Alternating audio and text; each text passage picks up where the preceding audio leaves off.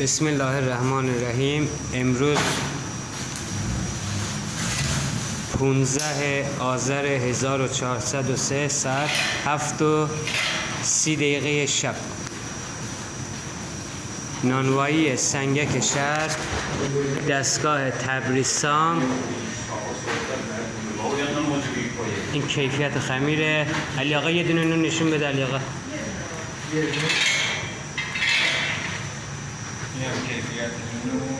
این هم کیفیت نونه.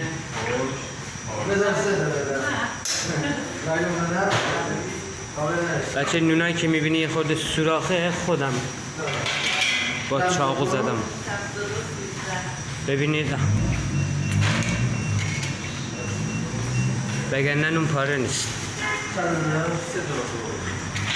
آقای قاسمی، آقای احمدی از تبریز زحمت کشیدن،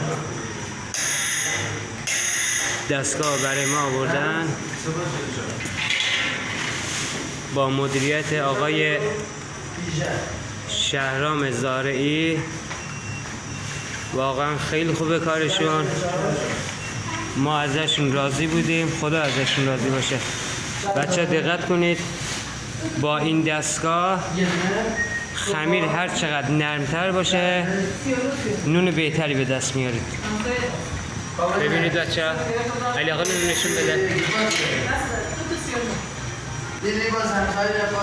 ای والله ای والله علی آقا اینم پوش شد.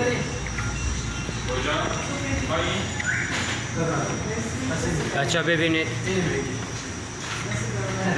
واقعا کیفیت دستگاه تبریزسام واقعا عالیه. خدمات دهشون هم خیلی خوبه. آقای قاسمی و آقای احمدی عزیز واقعا دستشون درد نکنه.